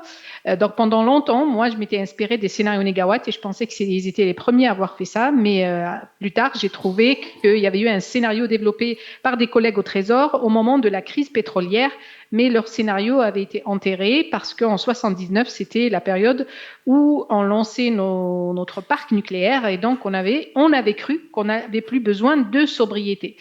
Et puis sont venus bien sûr les scénarios Negawatt et en même temps, pendant la période du GIEC et du travail sur le cycle 6 du GIEC, il y avait RTE qui faisait ces scénarios, il y a eu l'ADEME, mais encore une fois, nous restons une exception dans le monde. Alors tout ça a porté uniquement sur la sobriété énergétique, principalement. Mais en fait, au-delà des économies d'énergie, au-delà de la contribution de la sobriété à réduire nos émissions, à réduire notre impact environnemental, la sobriété est en vérité un projet démocratique.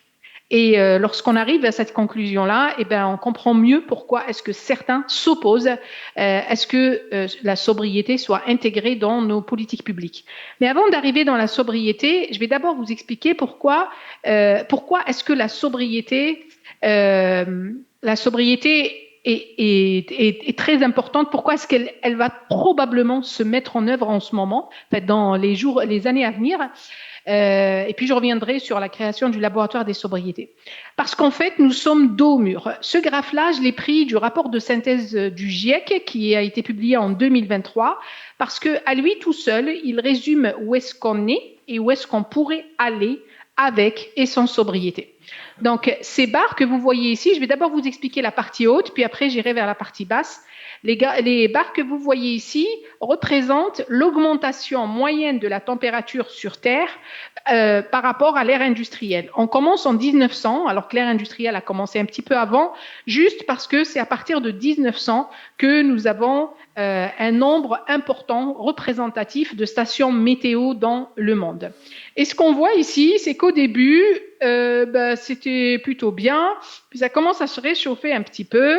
Et surtout, quand on arrive à notre époque, nos travaux s'étaient arrêtés en 2020. Donc, on arrive ici en 2020, c'est orangé, donc c'est pas bon. En 2020, on était à 1,1 de réchauffement moyen planétaire par rapport à l'ère industrielle. Aujourd'hui, 2024, les dernières données que nous avons, nous sommes à 1,5, 52, je crois. Alors tout ça, on peut dire que c'est notre héritage comme espèce. Peu importe le rôle qu'on a joué dans cet héritage-là de ce que nous avons fait sur Terre. Ensuite, à partir de là, c'est nous qui décidons, nous, citoyens du monde. Donc, nous avons le choix entre deux options. L'option 1, c'est celle-là, c'est avec les politiques actuelles adoptées, y compris qui ont été adoptés jusqu'en 2020, y compris, par exemple, l'objectif de neutralité carbone en 2050 pour l'Union européenne, qui se traduit par un objectif de neutralité carbone 2050 pour la France. Et bien là, on va arriver à la fin du siècle autour de 3 degrés, un petit peu plus que 3 degrés de réchauffement. Pourquoi est-ce qu'on fait le calcul pour la fin du siècle? Parce que là, c'est la partie climat, le système climat, et l'objectif de l'accord de Paris est donné par rapport à la fin du siècle. Ce qui veut dire 3 degrés de réchauffement moyen planétaire, cela se traduit pour nous à ce fameux 4 degrés pour lequel notre gouvernement nous appelle à nous adapter. Ce que les politiques n'ont pas compris, c'est que pour passer d'un réchauffement moyen de l'ordre de 1,5 à 4 degrés, pour aller de là à là, on aura détruit tous les écosystèmes qui nous permettent de vivre sur Terre. Donc on ne se donne aucune chance avec les politiques actuelles, y compris les politiques de neutralité carbone telles qu'elles sont conçues aujourd'hui. Il y a une autre option, qui est l'option de l'objectif de 1,5 de l'accord de Paris, c'est celle-là. Donc on ne va pas revenir à là où on était, ce n'est plus possible en fait, il faut des siècles et des siècles pour revenir à là où on était. Par contre, on se donne une chance. Donc ici, on ne se donne aucune chance, ici on se donne une chance, et en particulier dans les pays riches comme les nôtres. Ça, il faut être à 1,5. Et pour être à 1,5 à la fin du siècle, ce n'est pas possible sans sobriété. C'est exclu. L'efficacité et les renouvelables ne vont pas suffire pour nous donner une chance d'être à 1,5. Alors, les collègues du service com du GIEC ont fait, à partir de ce graphe-là, qui est incompréhensible pour les citoyens ordinaires, j'en ai fait l'expérience avec des journalistes de France Télévisions, ils ont traduit ce graphe-là, ils ont humanisé le graphe. Donc, ils ont mis là la génération des retraités. Donc, une personne née dans les années 50. Typiquement, ça représente, dans mon cas, notre famille. Donc, ma mère, née dans les années 50, fin des années 40, et qui arrive aujourd'hui, elle a plus de 60, elle va faire bientôt 80 ans, et donc, elle aura connu une planète plutôt bien.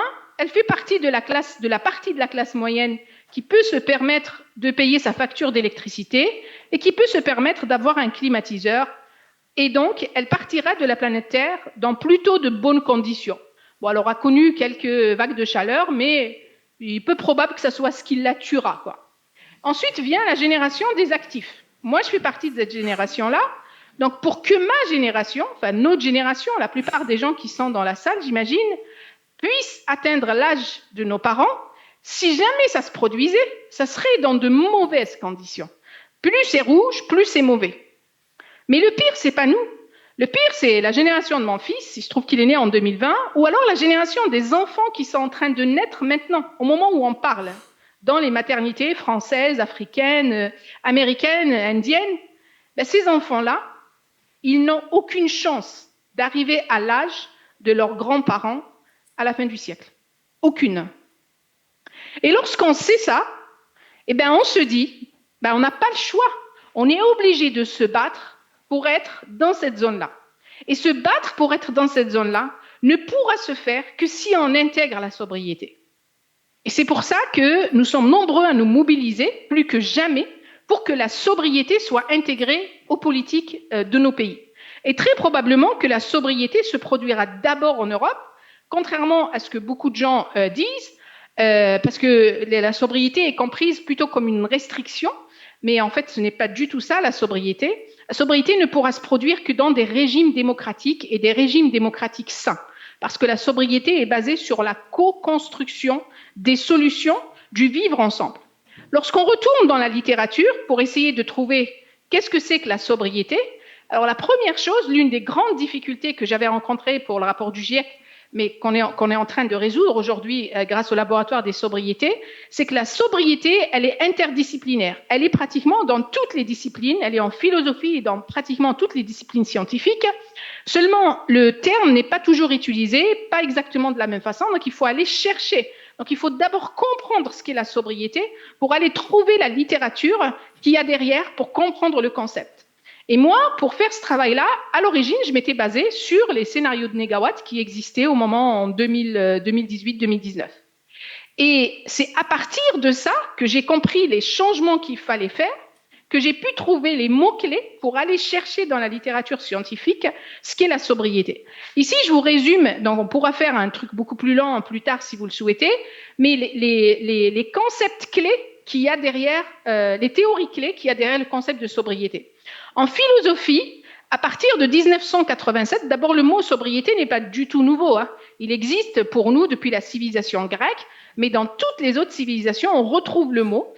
Par contre, avec l'industrialisation, le terme a complètement disparu et puis surtout l'intégration du concept a disparu parce qu'on a cru à tort qu'on pouvait discipliner la nature et que la technologie allait nous aider à tout maîtriser. Là, nous sommes dos au mur, on sait que ce n'est pas le cas. Donc, dans les temps modernes, la sobriété, en 1987, Harry Frankfurt, qui est un philosophe américain, il est allé rechercher dans les anciens textes ce qu'est la sobriété.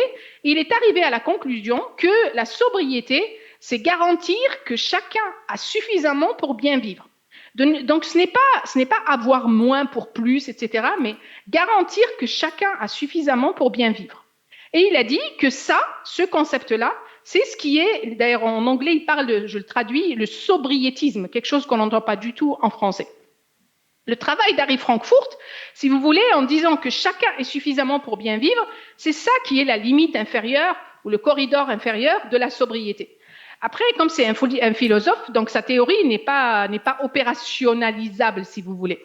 Et son travail a été beaucoup critiqué parce que lui, il disait, une fois que chacun d'entre nous a suffisamment pour bien vivre, on s'en fout de ce qui se passe en haut, donc on ne regarde pas. Donc si je traduisais dans ce qui se passe aujourd'hui, donc si chacun d'entre nous avait accès aux services essentiels, etc., en gros, on s'en foutrait que des gens comme Bernard Arnault existent. Sauf que, en fait, dans la pratique, lorsqu'on intègre la partie économique, on sait que si chacun d'entre nous, et quand je dis chacun d'entre nous, pas juste nous Français, mais en fait dans le monde, avait accès aux services essentiels, s'il y avait de l'équité, eh ben on n'aurait pas les milliardaires qu'on a aujourd'hui. En fait, les milliardaires existent parce que c'est une anomalie de l'économie et de l'organisation du monde. Ensuite, donc son travail, les philosophes ont travaillé dessus, et puis c'est en 2020 qu'un autre philosophe anglais, Liam Shields, a compilé tout ça. Il a dit, en fait, il faut corriger un petit peu le tir. La limite inférieure, c'est bien, c'est garantir que chacun a suffisamment pour bien vivre, mais en fait, il faut quand même regarder ce qui se passe là-haut. Mais bien sûr, comme c'est un philosophe, il ne dit pas comment on opérationnalise ça. C'est ça que moi, j'ai opérationnalisé dans la définition que j'ai pu introduire dans le rapport du GIEC, tout en garantissant le bien-être de tous. Mais c'est vraiment tous. Tous, c'est pas juste vous à Grenoble ou nous en France, tous les citoyens du monde. Et la limite supérieure, c'est dans le respect des limites planétaires.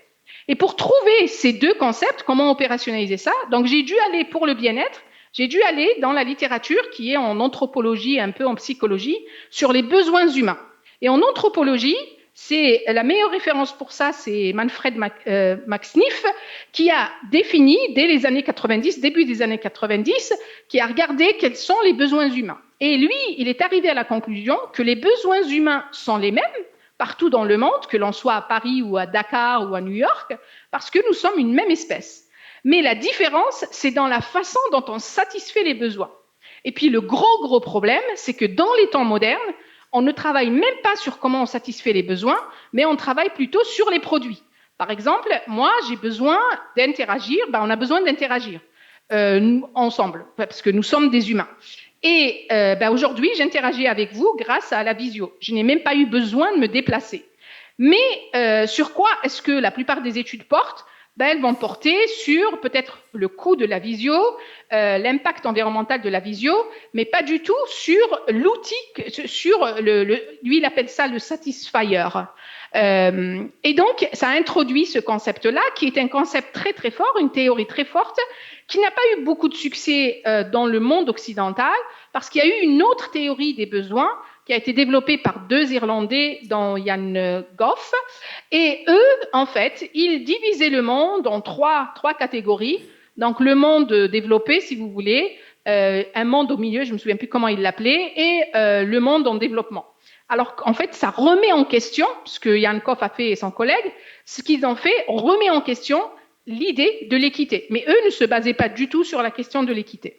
Et ensuite, la question des limites planétaires, où est-ce qu'on met la limite haute, en fait, les limites planétaires, ça nous vient des sciences de la Terre. Quand on franchit les limites planétaires, pour rappel, il y en a 9, et on en a franchi 8 jusqu'à présent, 7 ou 8. Et donc, quand on franchit les limites planétaires, ça veut dire qu'on rentre dans une zone de turbulence. On rentre dans une zone de risque. On augmente les risques. Et plus on augmente les risques naturels, si vous voulez, plus en vérité, on va augmenter les risques de vivre ensemble. Parce que le vivre ensemble n'est possible que dans un système Terre qui fonctionne bien. Et c'est là où les sciences politiques et sociales interviennent.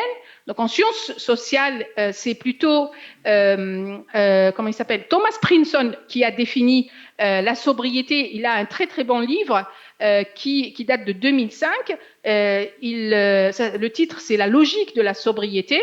Et lui, il explique que la sobriété, c'est un principe d'organisation des sociétés. Et ce principe-là d'organisation des sociétés devrait être basé, c'est ce qu'on trouve en sciences politiques, sur la codécision. Donc ce n'est plus l'expert à Paris qui va décider de quelles sont les mesures de sobriété à mettre en œuvre à Grenoble, par exemple, mais plutôt le savoir. Il y a une différence entre le savoir et la science, et le savoir est partagé. Le savoir, c'est aussi du vécu, ce qui ne correspond pas du tout à notre façon de faire jusqu'à présent. En mettant tous ces éléments-là ensemble, c'est comme ça que j'étais arrivée à cette définition-là. Donc la sobriété, ce n'est pas le changement de comportement des individus, ce n'est pas mettre la charge mentale pour nous sortir des multicrises que nous vivons sur chacun d'entre nous individuellement, parce que pris individuellement, nous sommes faibles, on ne pourra pas se battre contre le système.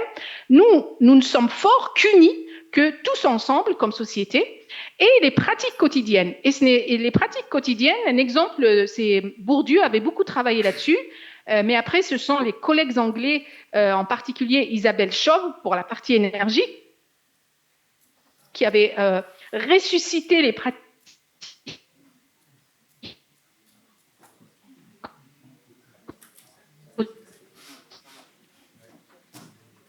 quotidiennes dans les années 2000. Les pratiques, il y a 25 ans à Paris, on ne pouvait pas faire, c'était très difficile, il fallait être cascadeur pour faire du vélo à Paris, parce qu'il n'y avait pas de piste cyclable protégée. Il n'y avait pas de piste cyclable du tout dans Paris à l'époque. Aujourd'hui, ce n'est pas encore Copenhague ou Amsterdam, mais c'est beaucoup mieux. Et donc, le vélo est redevenu une pratique. Ce fut une pratique avant, mais on a oublié. Moi, j'ai pas connu cette époque-là. C'était bien avant ma naissance, où les gens prenaient le vélo dans Paris. Et puis, on a complètement changé. Pourquoi est-ce qu'on a changé? Parce qu'on a eu l'industrie automobile et on a tout organisé. On a organisé tout l'aménagement du territoire dans nos villes, dans nos pays, sur la base de la voiture. Donc, c'est la voiture qui est un produit. Donc, on est parti du produit et pas du tout du besoin humain pour organiser nos sociétés. C'est ça qui a créé énormément de problèmes. C'est ça qui a donné naissance, par exemple, au mouvement des Gilets jaunes. Et ce que ces pratiques-là font et ce que ces politiques-là font, c'est qu'elles évitent en amont la demande en toute ressource naturelle et pas seulement énergie, comme ce fut au départ compris en France et en Allemagne. Et bien sûr, cela dans le respect du corridor vivable, parce qu'on ne peut pas vivre dans des sociétés où certains sont ultra riches et d'autres dorment dehors. Ça, ce n'est pas possible. C'est des sociétés, on ne peut pas tenir comme ça. Et puis, bien sûr, on a une contrainte physique qui sont les contraintes physiques qui se résument aujourd'hui dans le cadre de travail des limites planétaires.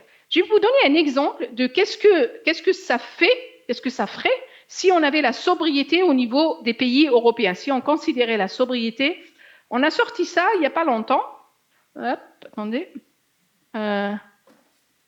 Donc, comme la sobriété est un principe d'équité, donc on a regardé qu'est-ce que ça signifie pour la neutralité carbone, par exemple, pour l'accord de Paris. C'était ça que nous étions en train de regarder. Donc on a pris le budget carbone qui reste, les dernières données du budget. Le budget carbone, il faut le comprendre comme étant comme un gâteau, un cake qu'on va se partager. On a mangé un peu plus des 3/4 du cake, il nous reste un petit peu moins du quart, et c'est la seule chose qui nous reste pour continuer à vivre sur Terre. C'est ça qu'il faut prendre, c'est de ça qu'il faut être conscient. Et donc, on prend ce budget carbone et si on considère le principe d'équité, qui est en fait un principe inscrit dans la Convention des Nations Unies sur le climat, qui est repris dans l'accord de Paris, qui a été repris dans tous les documents qui découlent de cette convention-là, et qui, pour la première fois, est repris par la Cour de justice internationale, qui dit qu'en fait, nous avons une responsabilité. La Cour de justice a expliqué dans son opinion de juillet 2025 qu'on ne peut pas juste mettre en place des objectifs de neutralité carbone pour 2050 sans prendre en compte nos émissions passées et sans prendre en compte notre capacité à répondre à la question climat et à tous les impacts liés à la question climat.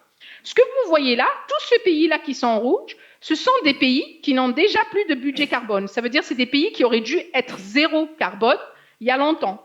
Et après, les autres, ceux qui sont en vert, c'est des pays qui ont encore du temps, même ça peut aller jusqu'à après la fin du siècle. Il y a des pays qui sont des pays en développement, mais qui ont moins de temps. Par exemple, si je prends l'Algérie, c'est parce que ce sont des pays qui sont exportateurs d'énergie fossile. Et si je prends la France, attendez, elle est où? On est là, nous. Voilà. Nous, on est là. Donc, on aurait dû, il y a différentes façons de faire ce calcul-là. Si on prend en compte juste notre responsabilité historique, ça veut dire nos émissions cumulées, et on calcule ça par rapport à nos émissions territoriales, sachant que la Convention des Nations Unies est basée sur les émissions territoriales, on aurait dû être zéro carbone en 99. Mais si on calcule ça par rapport à notre empreinte carbone, c'était en 97. Et si on intégrait dans le calcul notre capacité, parce que nous sommes un pays riche, à répondre à la crise climatique, eh ben, c'est 85 et 86. Donc on est très très loin, c'est ça la trajectoire qu'on devrait suivre. Et la trajectoire que l'on suit aujourd'hui, je vais vous la montrer, comme ça vous donne... non, ça c'est Scope. Ça c'est la trajectoire que l'on suit aujourd'hui. En fait, c'est comme si on avait le temps. On ignore la nature dans ce que nous faisons, alors que la trajectoire qu'on devrait suivre, c'est plutôt celle-là, en prenant en compte la nature, en prenant en compte les contraintes réelles de la vie sur Terre. Donc, en fait, on est très, très loin de ce que l'on devrait faire. Et pour arriver à faire ça, votre expérience, votre projet est intéressant parce que, il faut un débat démocratique sur comment faire. Nous n'avons plus de budget carbone, nous. Alors, on le sait, et maintenant, on fait comment avec ce qui nous reste? Enfin, comment on fait? Parce que on va pas tous se suicider, quoi. C'est pour ça qu'on a besoin des conventions citoyennes comme la vôtre, des exercices démocratiques comme les vôtres, pour essayer de trouver des solutions sur comment faire. Un grand merci. Un grand merci, Yamina.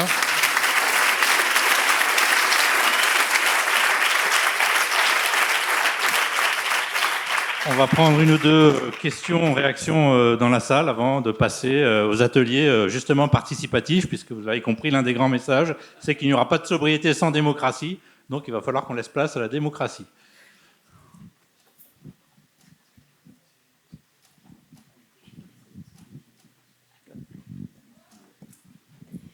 Est-ce que le compte carbone peut être assez efficace ou rapide pour résoudre ce problème ?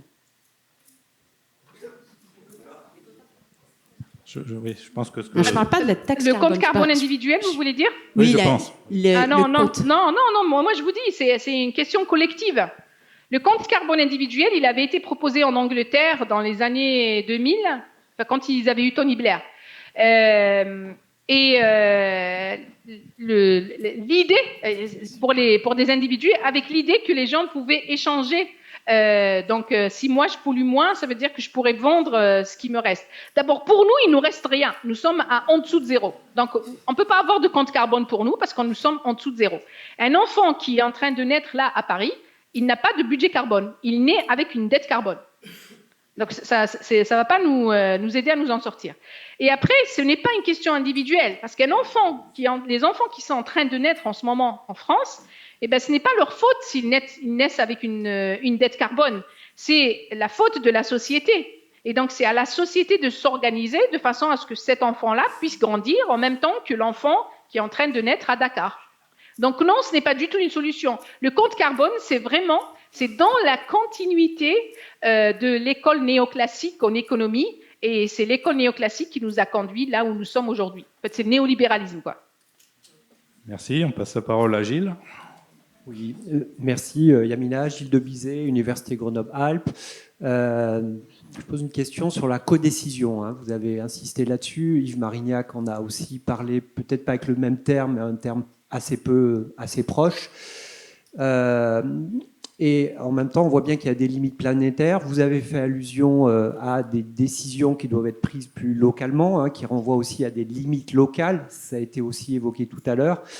Et je voudrais savoir comment doit s'organiser la codécision entre ces différentes échelles. Voilà. Est-ce que vous avez quelques suggestions en la matière?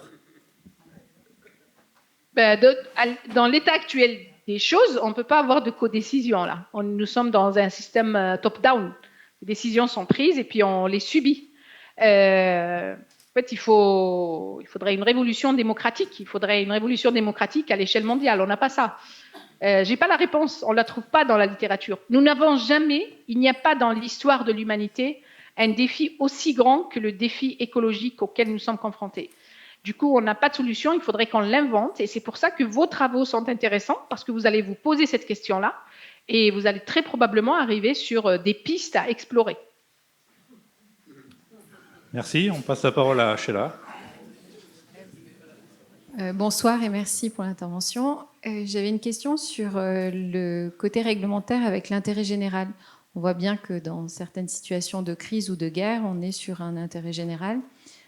Qui vient des politiques, oui certes, mais aussi sur une situation qui est d'urgence. Comment est-ce qu'on peut accompagner les élus et finalement, même si c'est un débat démocratique, à aller dans le sens de l'intérêt général de la planète et forcer finalement, pourquoi pas, les réglementations et d'aller sur quelque chose de plus drastique, on va dire, en termes de virage? Alors moi, je pense que la gouvernance mondiale aujourd'hui, elle ne permet pas ça. Mais par contre, vu l'état de la planète, le graphe là que je vous ai montré au début, en fait, cette gouvernance-là, c'est une gouvernance dont on a hérité après la Seconde Guerre, et on essaye de gérer le monde, le 21e siècle, avec des outils du 20e issus du 19e. Donc ça ne peut pas marcher, quoi. Mais je pense que la crise écologique va nous imposer de changer. Et c'est pour ça qu'il n'y a pas de réponse dans la littérature scientifique. Donc, il faut tenter des choses, il faut essayer. En fait, on est dans une situation, il y a deux choses en même temps. On est dans une situation de damage control, point de vue écologique, parce que c'est trop tard pour revenir là où on était avant. C'est impossible durant nos vies, nous. Et en même temps, dans cette situation-là, on doit se préparer à quand la crise sera telle que le système de gouvernance internationale va collapser. Enfin, il n'y a pas d'autre solution possible. Et se préparer au collapse du système de gouvernance internationale. Et pour ça, il faut avoir des outils ou s'outiller, pas juste les élus. Les élus, en fait, ce sont juste des intermédiaires. Donc, il faut qu'on s'outille comme citoyen. Moi, je dis que la sobriété, la sobriété ne pourra se produire que si on arrive à se réapproprier notre citoyenneté. C'est ça que nous avons perdu. Depuis la crise de 29, petit à petit, ils ont pris de nos libertés et ils nous ont fait croire que c'était ça la liberté. C'est la liberté d'aller au McDonald's, c'est ça la liberté en fait. Mais c'est pas du tout ça la vraie liberté. La liberté, c'est le choix de vivre sur Terre que nous n'avons plus, quoi. De comment on vit. Merci. Donc on va clore les débats en session plénière ici et on va pouvoir les poursuivre par atelier. Et je passe la parole pour ça à Fabrice, qui est...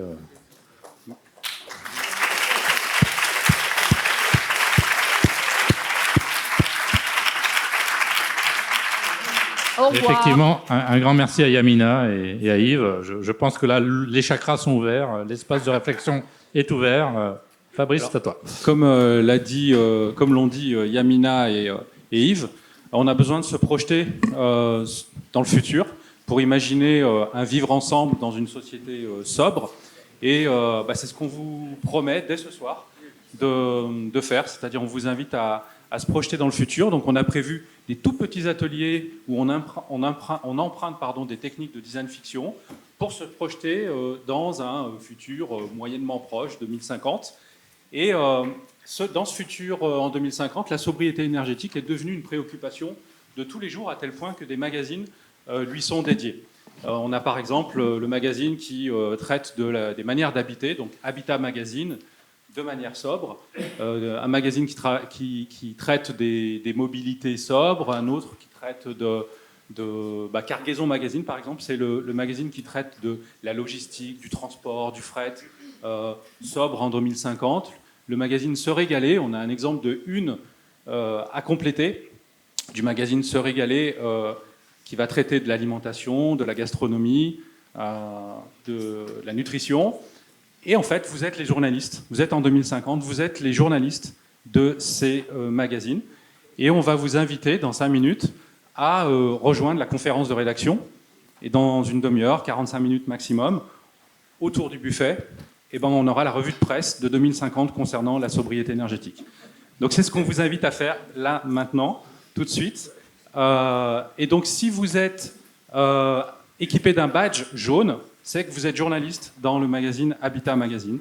Si vous êtes équipé d'un badge vert, vous êtes un journaliste spécialisé sur les mobilités sobres en 2050. Et pour ça, vous restez à cet étage, l'étage où je me trouve. Si vous êtes en haut de l'amphi, il faut descendre et rejoindre les salles 104 et 137. Pour les autres, je pense que vous avez compris les règles du jeu.